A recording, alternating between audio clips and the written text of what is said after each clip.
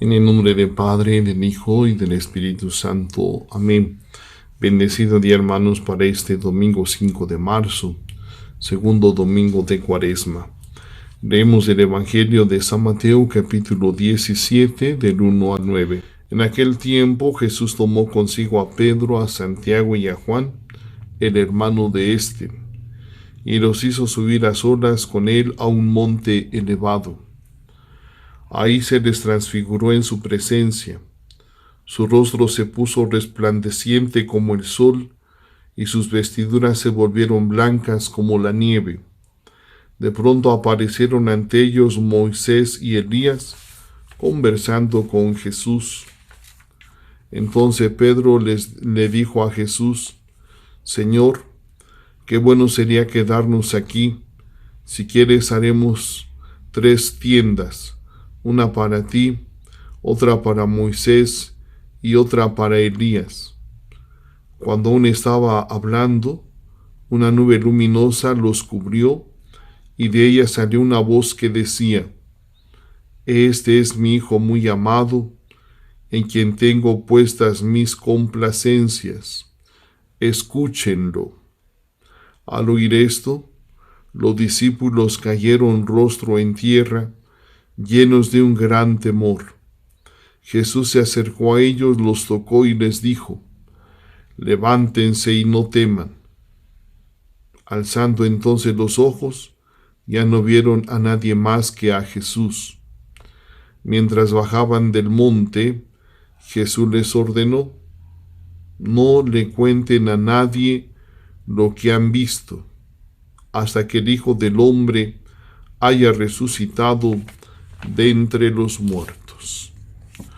Palabra del Señor. Hermanos, en el texto de Mateo, la narración de la transfiguración comienza con una indicación cronológica, 6 días después, que lo vincula con lo precedente, es decir, con la profesión de fe de Pedro, con el primer anuncio claro por parte de Jesús de su pasión y con la declaración de que para ser discípulos es necesario seguirle por el camino de la cruz. 6 días después, el Maestro lleva a 3 de sus discípulos a una montaña para concederles la experiencia anticipada de la gloria prometida después de padecer.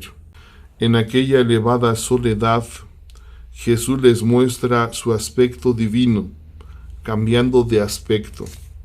Mateo insiste particularmente en la luz y el fulgor que emanan de él, evocando la figura del Hijo del Hombre de Daniel capítulo 10 y la narración de la manifestación de Yahvé en la cumbre del Sinaí, Éxodo 34, 29 al 33. Las continuas alusiones a las teofanías o manifestaciones del Antiguo Testamento, Éxodo 19, Éxodo 24, primer libro de Reyes, capítulo 19, indican que está pasando algo extremadamente importante. En Jesús la antigua alianza va a transformarse en nueva y eterna alianza. La aparición de Moisés y Elías testimonia que Jesús es el cumplimiento de la ley y los profetas, el que guiará al pueblo a la verdadera tierra prometida y lo restablecerá en la integridad de la fe en Dios. La intervención de Pedro indica el contexto litúrgico de la fiesta de los tabernáculos, la más alegre y resplandeciente de luces que conmemoraba el tiempo del Éxodo, cuando Dios bajaba en medio de su pueblo, morando también él en una tienda, la tienda del encuentro, la nube de la presencia, Shekinah, que ahora desciende y envuelve a los presentes, actualiza y lleva a la plenitud la liturgia, como declara la voz que se oye desde el cielo: Jesús es el profeta más grande, preanunciado por el mismo Moisés de Deuteronomio 18:15, y lo es por ser el Hijo predilecto de Dios. Ante esta manifestación extraordinaria de gloria, un gran temor se apodera de los discípulos. Jesús los reanima con su gesto y su palabra, como el Hijo del Hombre de la visión de Daniel. Se vuelve más desconcertante e incomprensible a los discípulos lo que Jesús ya solo les dice: el Hijo del Hombre, la figura gloriosa, esperada como conclusión de la historia, deberá transformar la muerte y resucitar. Ya desde ahora se nos concede pregustar un poco aquel esplendor para proseguir con nuevo impulso caminando. La promesa de la bendición divina colmó la esperanza, la vida de Abraham. La fuerza de Dios ayuda a Timoteo a obtener la gracia de Cristo para difundir el Evangelio con entusiasmo. La visión de Cristo transfigurado corrobora a los discípulos en la hora de la ignominia y de la cruz. El Espíritu Santo no deja nunca de alentarnos. El sufrimiento es el fiel compañero en el camino de la vida, pero en la prueba no estamos solos.